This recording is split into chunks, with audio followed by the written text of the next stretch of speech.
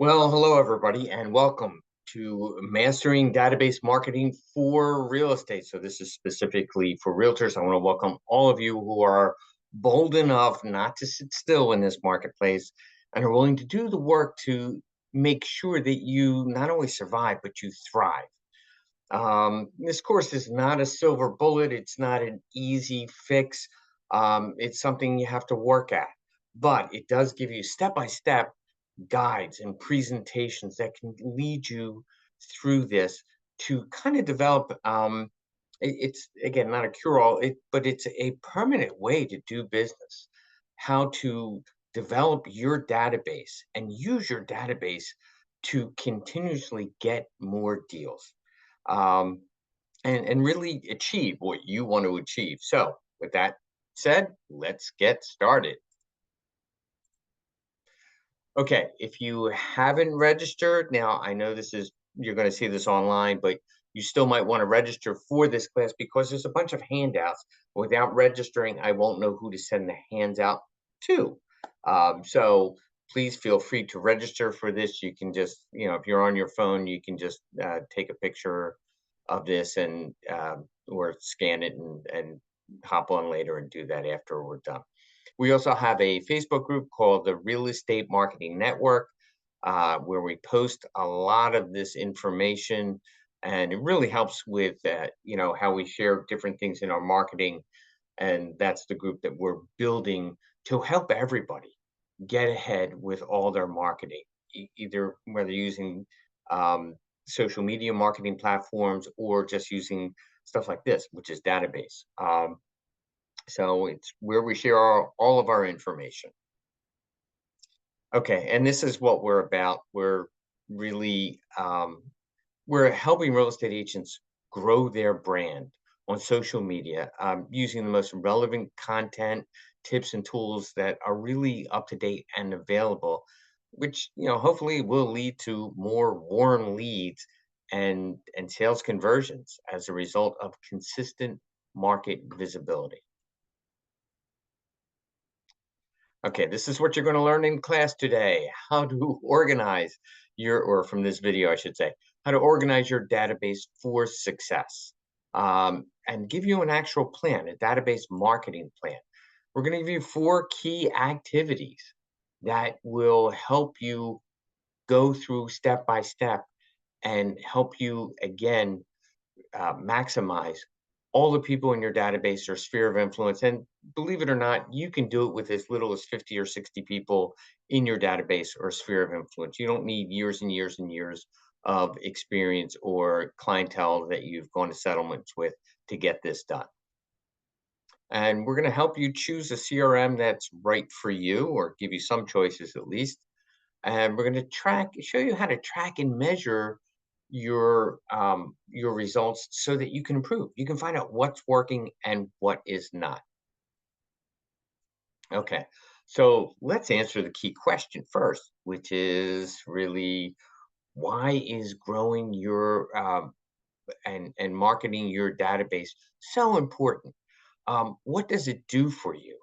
And by the way, you can leave me comments on this, and you can tell me what it does for you and what you want to learn. We're always interested in what you want to learn. Um, so, why is it so important? Because effectively working your database can generate a 10% yield for you. So, think about that. Even if you only have 60 people in your active database, that could generate 7.5 more transactions per year, which should lead to about 65,000 in GCI just from this. And I don't know about you, but I'm sure we could all use 65,000 in our GCI. And by the way, if you have 100 people in your database, well, you're going to ramp that up to about $110,000 in GCI. So, and again, this isn't only me saying this. This is people who you can check out who've said the same thing. Tom Furry, and there's other people that have done that too.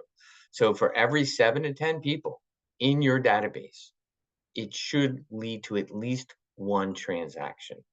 Okay, so what's the purpose of your database? Maybe we should backtrack a little bit and talk about that. And again, you can tell me, you can comment here what you think you want to use your database for.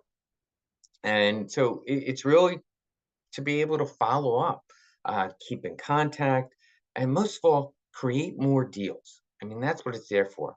Um, and those are all good things. So let me give you a great explanation for the purpose of having a database.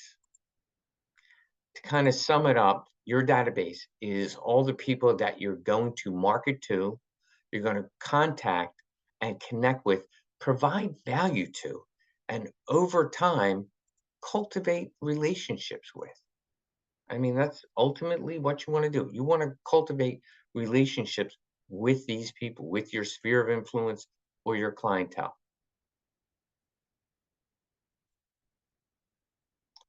Okay, so what's your database purpose? What does it do? Well, it's a central point for engaging leads, prospects, and existing clients. It stores information like conversations, client notes, home search criteria, emails, birthdays, milestones, transaction details, and a whole lot more. I mean, that's just scratching the surface. But all these things are important, yes? Okay, so repeat after me. Excel is not a database. Do yourself a favor. If you're still using Excel as a database, stop. And I'm guilty of this. I did the same thing. I've been in this business for over 25 years, and probably my first 15 to 16, I didn't even use a database. And then when I started using a database, I used Excel. It's what was out there at the time, and it's what we thought was good.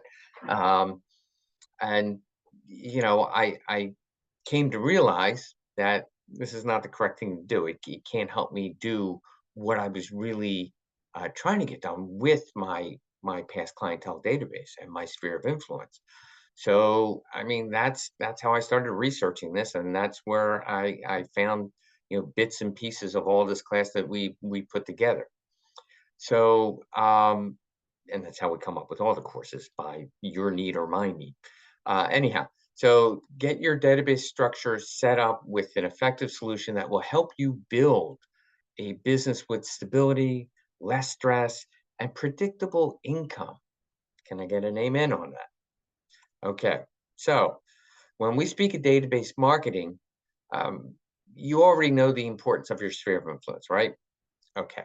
So what's your number one source of business in real estate? Is it past clientele? Is it repeat clients? Is it referrals from family and friends or other professional groups? Um, so these people are part of your sphere of influence. A lot of agents have a watered down sphere of influence. It's way too big. It's not manageable, and you miss those most valuable members. They're buried in your database in your sphere of influence. So you have to have a really detailed way to kind of separate them, figure out who's important, why they're important, and really focus on putting them in different categories so you can find them easily. So those are the people that once you assign the right category to, you can figure out how you want to market to them. So who should be? How do you determine that? Who should be in your sphere of influence? Okay. Well, here's a simple way to consider it. Everyone that you know who knows you by your name. If you say Kevin Burjou, the mortgage guru, whatever it is, or Mike McCann, the real estate man, whatever it is, if they know you by your name, then yes, you can consider them in your sphere of influence. And here's the reason why. We may be linked to hundreds or even thousands of people on social media. I mean, I've got, I don't know, 2,000 friends on social media. By the way, about 1,925 of them are realtors. Go figure. Um, but there's an upper limit of people that we can really focus on and concentrate on a consistent basis, at least, where we know each other and we touch base on a regular type of basis. Excuse me, I want to put this down a little bit. There we go. And that number, according to Robin Dunbar, who's a British apologist, is about 150 people. Okay. Basically, you may have a few thousand, but you can't keep in touch with all of them on a regular basis. You can't market to those people. So that number is about 150 at any given point in time. Your sphere of influence should not include the following: community residents. I live in a community, 55 plus community. There's about 232 homes. I've only lived here for 2 years. I know um, probably 8 couples closely or somewhat closely. I know another 30 or 40 to look at, say hi to, and desperately trying to remember their names. But there's a whole bunch here that I haven't met. Well, just because I live in the community, I can't look at them. I can't consider them in my sphere of influence. Buyer and seller leads from years ago that you've never met on a list that you bought that maybe you shouldn't have, but who cares? It is what it is. You don't include those. They're not part of your sphere of influence because you don't even remember who they are. Internet leads that you've never spoken with, but oh, I'll get to them someday. No, they're not in there. Okay. In fact, in NAR's 2022, 21 home buyer and seller trends report shows that 53% of all buyers found their agent from their own sphere of influence. Okay. They were referred by a neighbor or a relative or a friend. 13% only 13% used an agent who they previously used to buy or sell a home. That's really bad. When you think about that, that's, 80, that means 87% don't use us again. And it's not because we stink at what we do. What we stink at or haven't been as good at or polished at because we haven't had a systematic way to do it is we haven't kept in touch with them. Out of sight, out of mind. So we need to find ways to really engage or re-engage with these people. We have to do a better job of nurturing our past clientele and those relationships in managing your database. Okay, so here's what NAR found about the seller trends.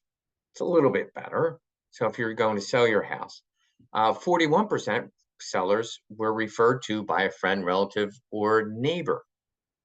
26% used an agent that they used to buy the house. Again, that's a 74% loss. That's unconscionable. We can fix that. You're never going to make it 100%. You're never going to please everybody, but there are ways to get this done.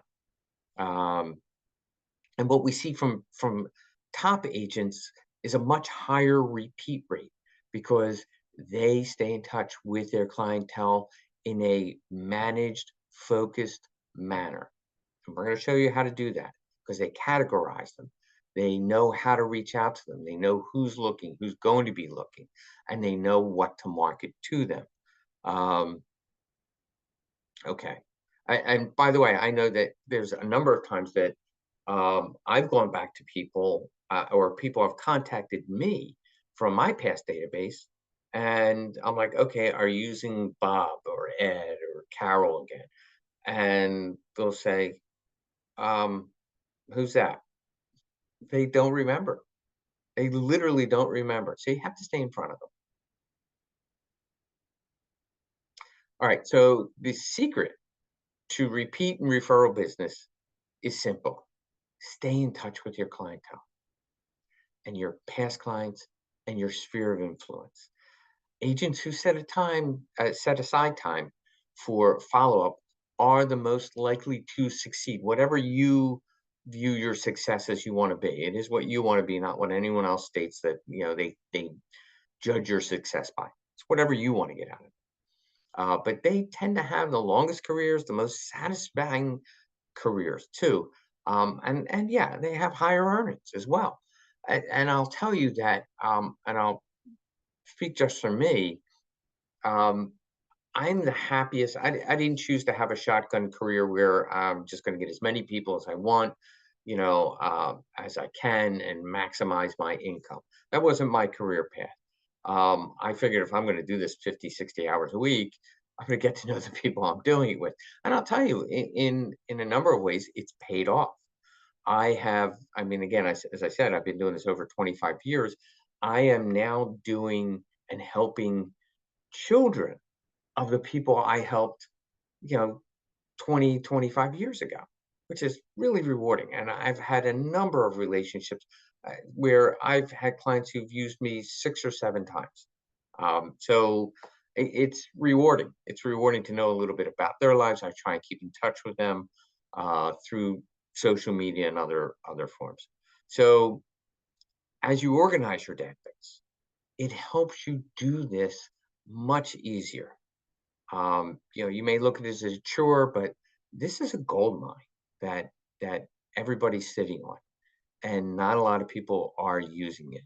But if you figure out how to use your database, follow our steps here, and add value to their lives, send engaging, relevant content to them, and they will stick with you. You ready to learn how to organize this? Okay, let's get to the next part. Here are the three key ways to keep your database organized. Number one, organize your contacts. Who the contacts are: who, what, where. Organize your lead sources. Um, Organize your contact status. These aren't the only criteria, but it would take us hours to go through all the criteria, and there's other YouTubes for that, I'm sure. But these are the top three to help you stay organized and get started and get the most return on investment from your time that you're spending in your database. Okay, organize your contacts. Let's take each one of these. Organize your contacts can be simple. You can, for the who, you can just give them an ABC ranking. For example, A category is your real sphere of influence, those 150 people. These are your most valuable contacts, like family, past clients, neighbors, really live open house leads. Um, Remember, criteria for sphere of influence is people who know you by your name. So that's the who category in A, right? So B can be referrals from and farm leads, online leads, association leads, um, networking groups, chamber of commerce, stuff like that. Um, and it could still, you'll find some of the top of the B group to really you could probably include in your A group. But be realistic with this. Be harsh with it because this is going to be your lifeline. And C category, paid online leads, website visitors, cold sources, social media, some DMs, direct messages. They're really not going to be in your sphere of influence. These are your online leads. Like I said, your cold sources. Um, and these are people. Don't ignore them. Have a marketing campaign for them because what you want to do is move them up from C to B, and then eventually to A. That's the goal here. So A should get the majority of your attention, and maybe like we said before, the top of B. These are people maybe you want to contact 2 or 3 times a month or 4 times a month, depending upon how live they are and how soon they're going to be looking. Um, and again, you want to be judicious in your time. Make sense? Okay, let's talk about referral ranking score. So this can be categorized by their referral ranking score. Here's an example of really a ranking score that you can use. A. All right. A is somebody who referred 2+ clients to you a year. And if they do that, it's an A. You should visit them at their house and bring them whatever their favorite brandy or jam or tea is, because those people are worth their weight in gold. B, referred at least one client in a lifetime. By the way, that A thing I got from I learned from doing open houses, and there's a YouTube on that we have now. Open houses in the digital age. It's really good. But that's where I learned it from. Anyhow, B, referred at least one client to you. I'll encourage them to do more. But again, that's one way to categorize them. And C, would refer if they got the opportunity that came up, but they really haven't done yet. And D is indifferent, past client, they don't care for whatever reason. It's not that they weren't happy, they're just not that type of person. So they fall off the list. But again, marketing campaigns for each of these. And they're out there. You can craft them. You can pick them up from other people. You can swipe and deploy. So organizing your contacts, again, your who, what, where, can be simple as well. Who they are. Okay, let's start categorizing by, are they a buyer? Are they seller? Are they investor? Are they looking for a second home? Um, you know, what type of property? What are their needs, their wants? Is it a dream home? Is it a starter home? Is it a vacation home? So those are relevant details about your context, which make it easier for you to identify and effectively to follow up with specific people or groups of people and see where. Are they looking in town, outside of town? Are they looking at the beach? Are they looking at the mountains? Are they want to be on a golf course? Are there certain amenities that they're looking for, or certain specific neighborhoods that they're looking for? So, what kind of property they want? Where do they want to be? You should also score at least buyers based on their timeline to buy.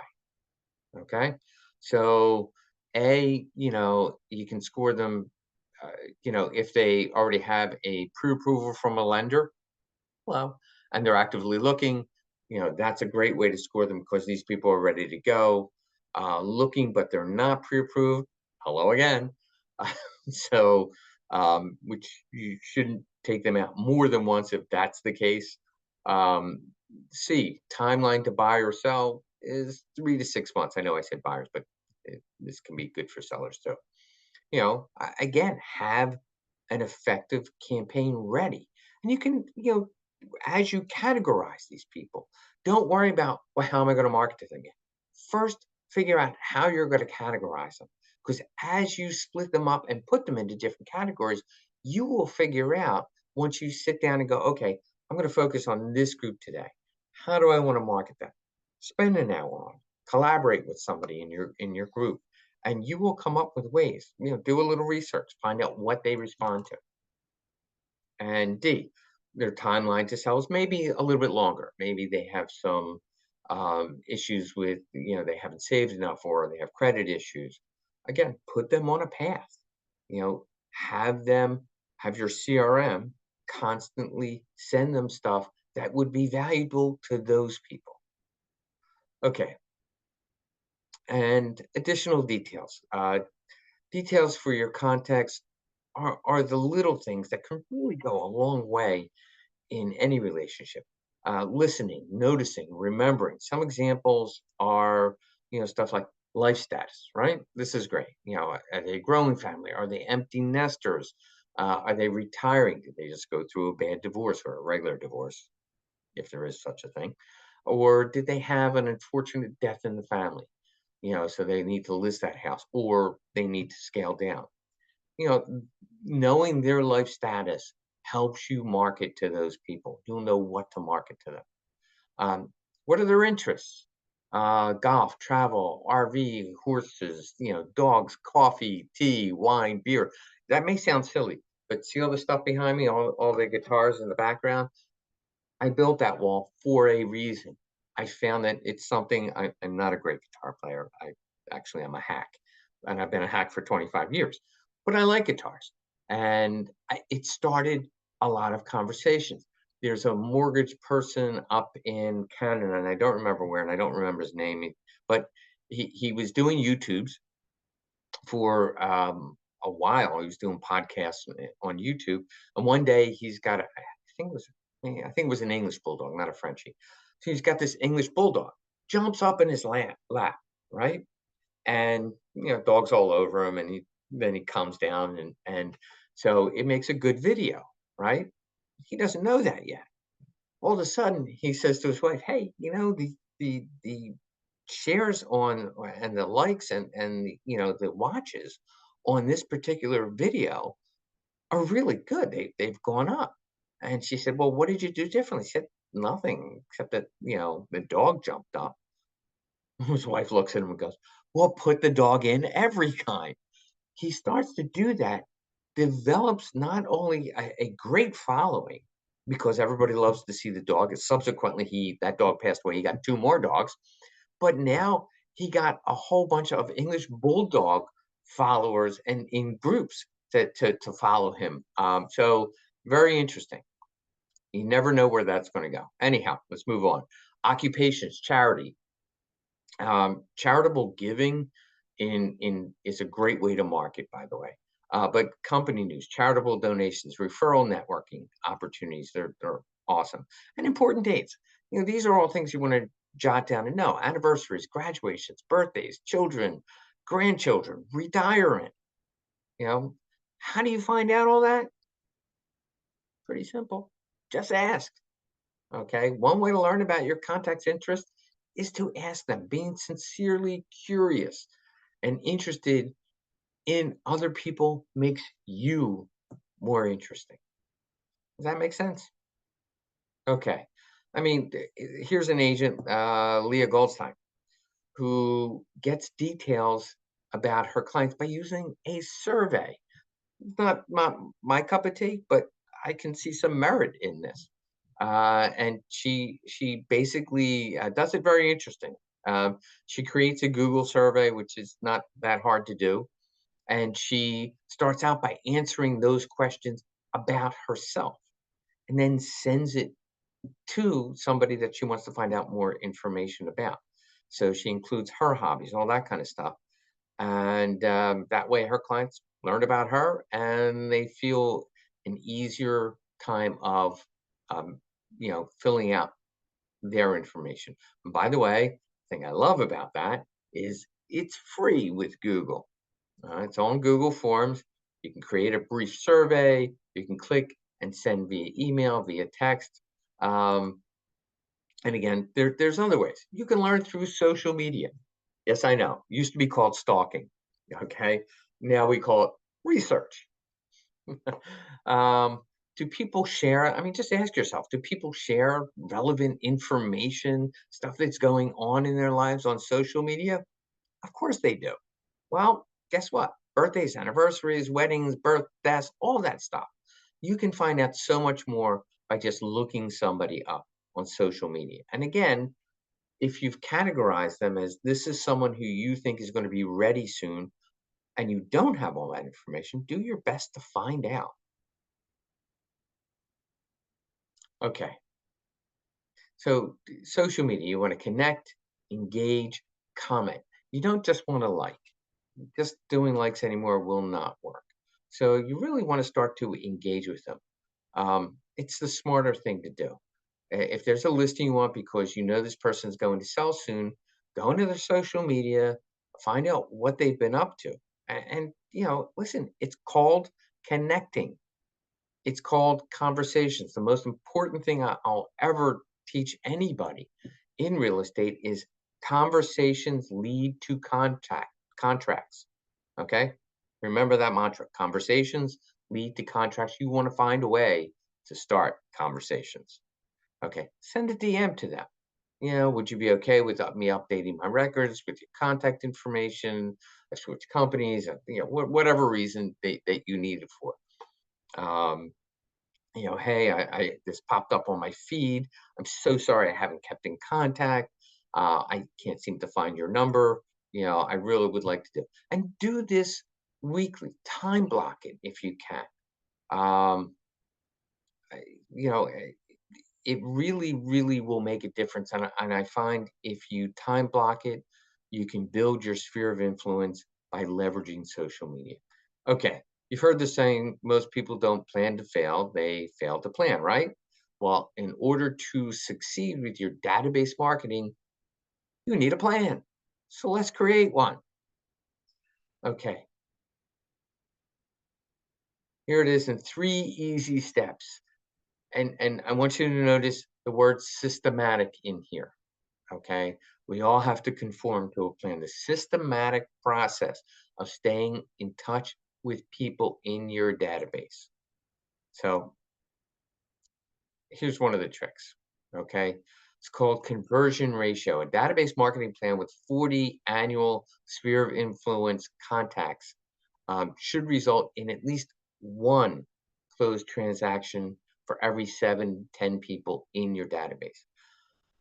Sounds like a lot.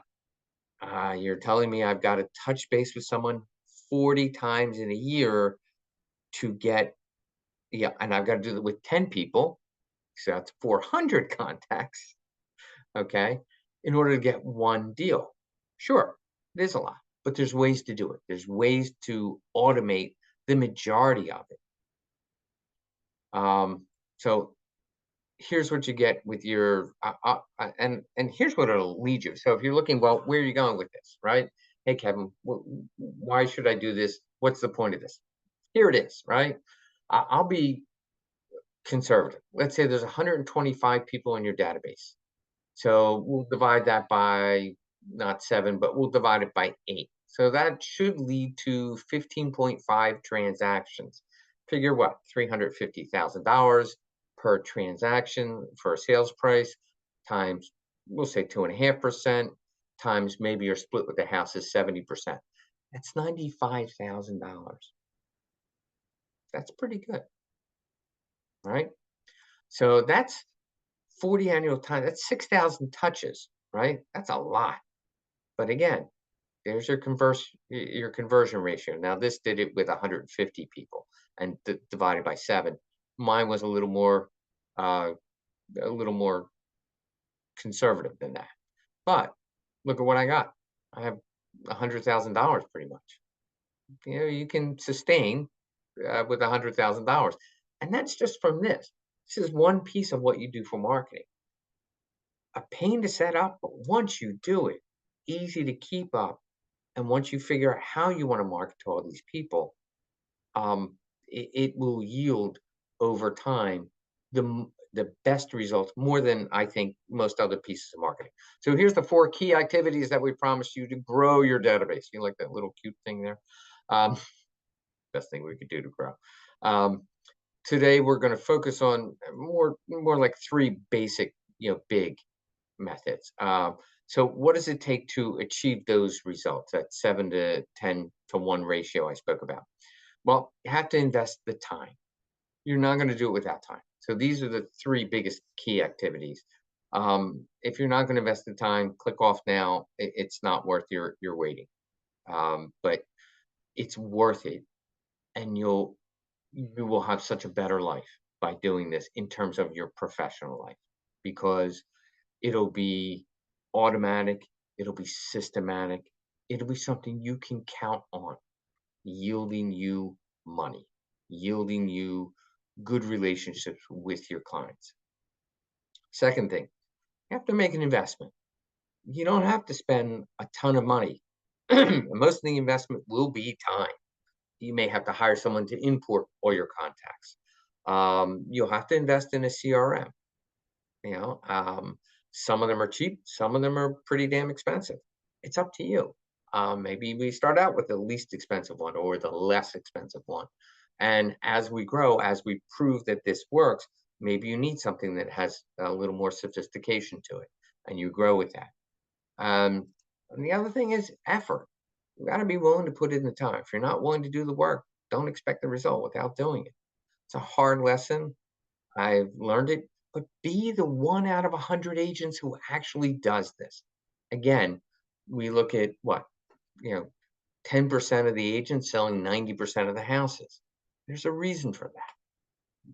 You can be one of them, and you don't have to do it to sell a ton of houses if that's not your goal. But even if your goal is just to get more joy out of what you do, is a way to do it. So in order to generate that 10% yield, let's look at the 40 touch points, right? So you've got emails, and we map this out for you. You've got emails. You've got 12 to 26 per year. You can get ChatGPT to formulate your emails.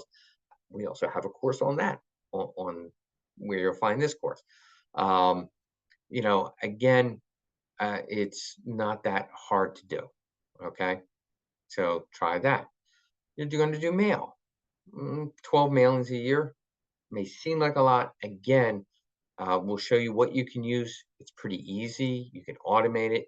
Social media, I do this on a daily basis, but you should do it at least weekly and monthly. You can figure out who you want to keep in touch with, and phone conversations. Phone conversations are what takes the most time, but you don't have to have a lot of them. 2 to 4 phone conversations a year is plenty, and we'll show you a way to make that easier as well. Okay, so let's tackle these um, one by one. So, contrary to what you may have heard, email is not dead. Successful email marketing is about building relationships. And when done effectively, email marketing nurtures the buyer and seller leads, and it turns prospects into clients. In fact, email marketing, and this is how it's rated, the most effective, and this is by marketers. This is how they viewed it, email marketing. So they stated that email, 47% of all the marketers said that email is their most effective marketing channel, followed by social media, sphere of influence, I'm sorry, SEO, and content marketing. It's funny, you hear all this stuff, content marketing, which I do believe in. But look at here, doesn't say that it's the best one. So, and this might surprise you, but 74% of baby boomers think that email is the most personal channel to receive communications um, from brands, basically, followed by 72% of Gen X and 64% of millennials. Keep in mind, and I'm a baby boomer, um, baby boomers weren't born with, all they had was snail mail. That was it, Millennials, it's the other way around, you know. Um, so, but again, let's take a look at the top email campaigns. Saying, okay, like I said, this is step by step. So we get down to the nitty gritty here. All right. The email newsletter is probably the simplest form of email marketing. The purpose of a newsletter is to provide expert content that your readers can count on, and to keep your services top of mind for potential new clients. Just like print newsletters, an email newsletter needs to go out pretty much at a set frequency. You can do real estate education, you can do guest posts, interviews, you can do market updates.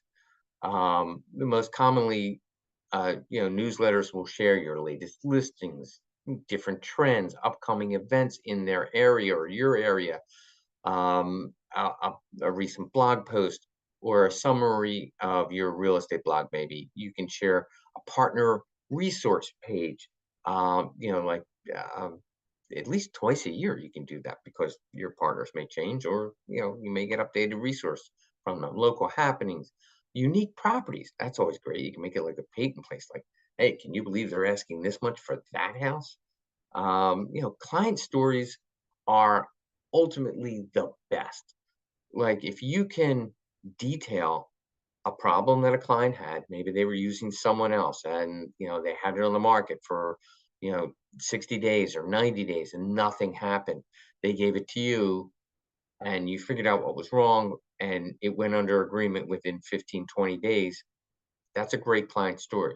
Or people had specific wants or needs in a house. Maybe they had a handicapped child, or something of that nature. Again, client stories really, really work well. Buying and selling tips, which, by the way, you should put those on your Google business profile. Your buying and selling tips, you can put them in there. Renovation tips, they're great. You can share those. Partner resources, checklists, and guides. It's a whole bunch of stuff to build your email database. You could create a free lead magnet. Offer up something in exchange for an email sign up. Maybe one of those lists that we just talked about. Here's two examples. At the top, you'll see a compelling and simple reason to subscribe. Get the latest scoop from the real estate market in your inbox. Okay. Some people want that, some people won't. And the other one is, maybe you offer them a free download, getting your home ready for the market, which is fine. They're both good lead magnets and to get somebody's information. Um, One of the easiest and most popular newsletters you can send as an agent is the market update. You know, and listen, there's little value in just sending them a generic market information. Don't regurgitate someone else's stuff. Unless it's really captivating, compelling, or really can help people. There's a lot of good reasons to swipe and deploy, and some reasons not to. Um, Adding your own personal um, benefit or your own personal take on something really makes it different, and it helps people put stuff in context because that's what you're good at. It increases their trust in you with your followers. Giving them this type of a market update and putting your personal spin on it. And I think we can show you an example of that. If you're going to do this, make it shorter. You can do it, quick hit, very, and you can do it in videos too, by the way. 1 to 3 minute videos is a perfect, really good way to do it. And you can make them compelling. Remember before I mentioned that house that was like, hey, can you believe what they're asking? Well, make it a soap opera. Hey, this just went on the market. The house that everybody knows in certain neighborhood. This just went on the market. If you want to see the inside, here's what it looks like. Can you believe what they're asking? Let's see what happens. You can follow it as it goes under agreement, and then it goes to sale, and you can tell everybody what it sold for. Keep in mind, we have this information much easier than they do. Yes, they can go on Zillow. Yes, they can get it from other ways, but we they won't get it with our spin. Here's a newsletter example highlighting what's new and notable in Nashville, and along with that, featured listings. Notice the personal edition right now. P.S. 5 things I love right now. This agent is talking about his new puppy, what he's watching, binge watching on Netflix, local happenings, more. Keep in mind, in all social media, what you want people to do is know you, like you, trust you. Always keep those 3 things in mind when posting stuff on social. Um, it's a great way to build your personal brand and a connection with your database. Anybody recognize this? Probably not. But yes, it's a rotary phone. It's a phone. It's a relic that still works better than anything else. Pick up the phone, call people. The conversations, first of all, you can do that. I do it in a specific mannerism, and I do it at a specific time of day, and a specific date of the week. But that's just me. But there's nothing else other than meeting them in person that works better than this in staying in touch. Okay. And they have pros and cons. Listen, the phone, it generates the most leads and the most referrals talking to someone, hands down. The cons, you have to make time to do it. And some people can talk a little bit. You can talk a little bit. I can certainly talk a little bit. That's why I do this for a living. Um, but you have to make the time to do it, right? But you can pretty much set your time. Most stations miss the mark there. You can get phone burner, or do you know what slide broadcast is? Slide broadcast is where you can leave them a voicemail message, but their phone never rings. All they look down is they have a voicemail from you. That's it. So that's how you get away with not having as many conversations. But it's kind of almost like having a conversation. You could do that 2, 3, 4 times a year, and then on top of that, have real conversations with them. Being consistent with calling your database is a matter of time management and math. So yeah, let's say you have 250 people in your database. Yeah, I know I said you're only supposed to have 150, but go with me on this. So you have 250 people in your database, 2 calls a year. That's 500 total calls, live calls, right? Um, that means uh, that are you're honestly going to make the effort. So this isn't, oh, I called and they weren't there, so I left them a voice. This is live conversations, okay? Ask them about themselves. Ask them, have there been any changes in their lives? Tell them what's going on with you, but keep that to a minimum. Ask them more questions. And at the end, make sure you say, hey, do you know if any of your neighbors are going to move, thinking about selling their house, looking for a house, and see if, they can hook you up. So, you've got a 5-day work week, right? 250 business days. Uh, it's 500 calls divided by 250. That's 2 calls a day. Okay. Monday through Friday for the entire year to achieve your goal. Does that make sense? Okay. The goal is not just a call, it's conversations because conversations lead to contracts. Okay. And, you can have a script, and I'm going to give you one here. You can do it with Chat GPT. That's where a good swipe and deploy.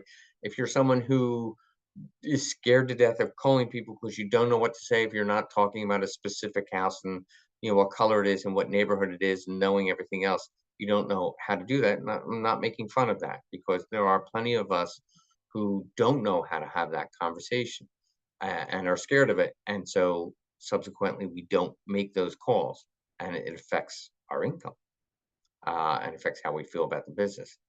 um, Again, this is one sphere of influence script. If keep in mind, you can ask them for information, ask them what's going on. What's the worst thing they could do? Um, you know, say, I'm sorry, I can't talk right now.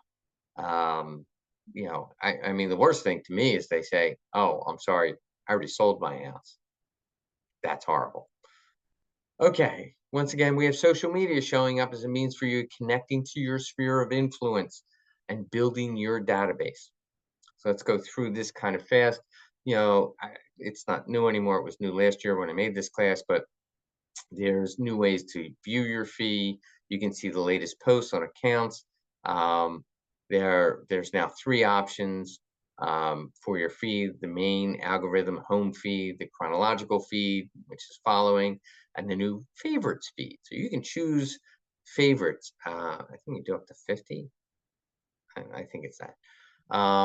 But you can put accounts on there of people that you think are going to move or people that you really like to follow. And it'll show you everything that's going on in their lives. Okay. Create DMs to build up your email list. And again, this is a different way to do this, right?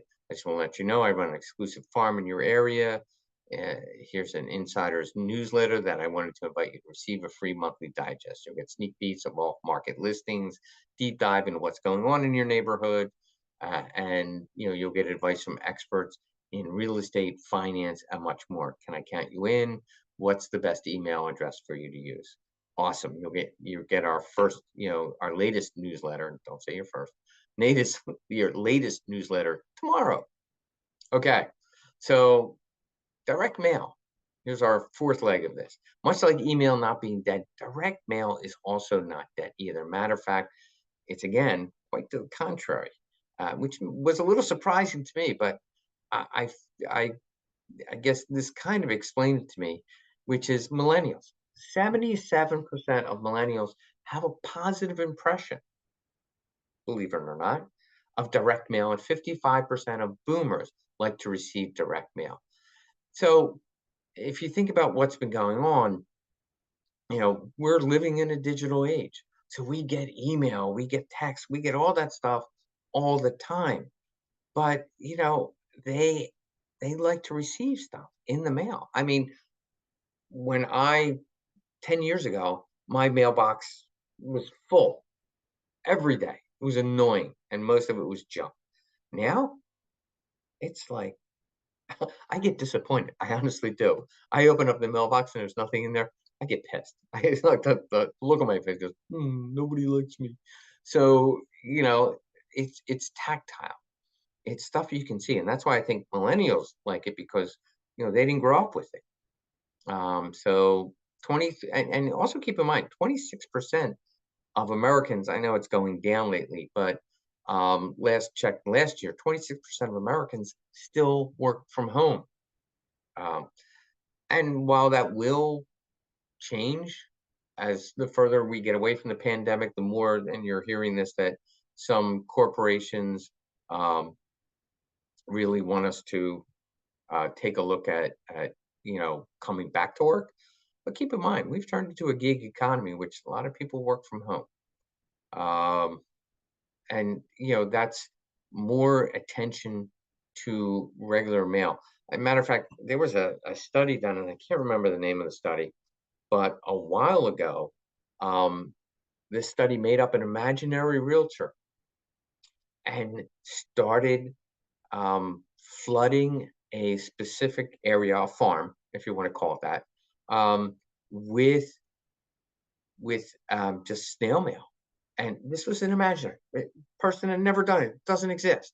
They made up this person, and the beginning of it, they tested people and said, "Okay, who would you use?" And at the end of it, you know, a large percentage of them wanted to use that person that they got mail from because that was the name that was in their mind.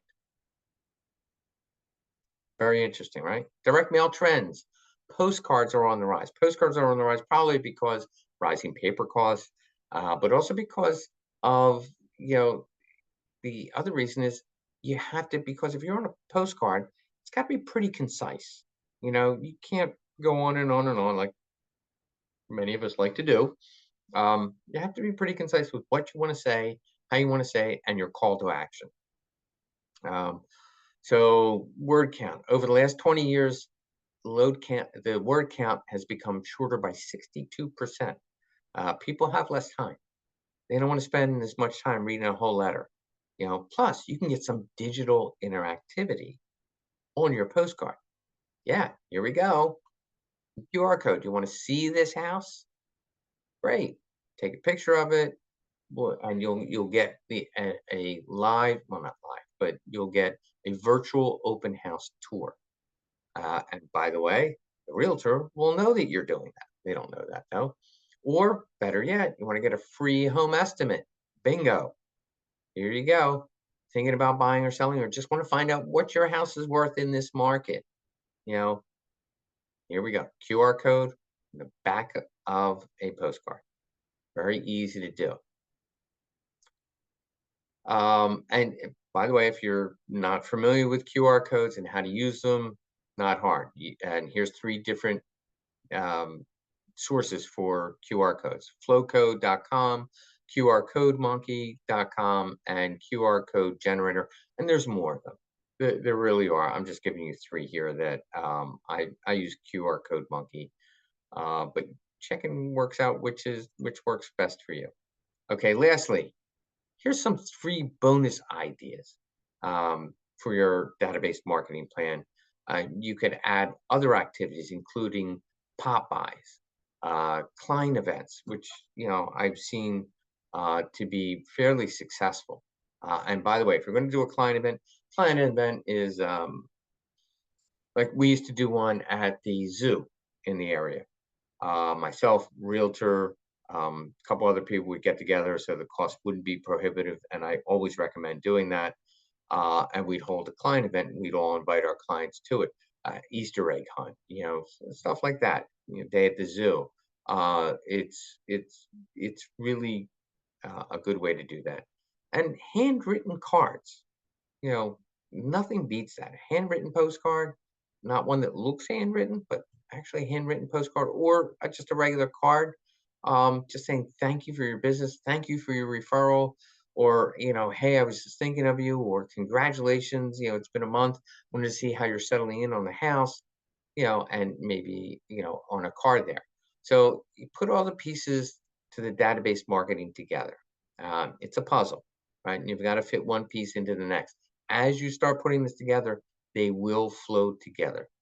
Um, so I hope you leave here today with a plan, at least a plan to get started. So let's review this. So to succeed with database marketing, you need a systematic process, a kind of plan, emails, all the stuff that we just talked about, emails, phones, um, social touch points, direct mail, social media, event client events, video marketing, all of this.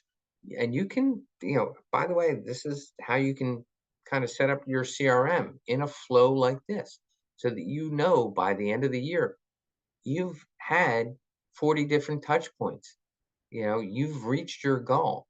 And I guarantee you, your phone will start ringing. You will start getting more deals. You have to do the work though. Leveraging and technology and automation will make it so much easier for you. I mean, some people put it on a calendar and you can see here's a sample outline showing some of the elements of your database marketing activities that should be in your calendar and time block for each day of the week. I know it's difficult as a realtor doing that because you don't always know when you're going to show a house. You don't always know when you have to stop what you're doing and walk somebody through something, or write an agreement of sale, do stuff like that, negotiate, go to a home inspection. So it's hard to time block that stuff, and I get that. But if you start out with a plan, you can adapt that plan differently. So we have, sphere of influence calls, and we have social media posts happening. Some stuff is every day, some stuff is quarterly, some stuff is monthly, some stuff is weekly. But you should do this calendar, maybe not even use it every day, just to get an idea of how your day maps out.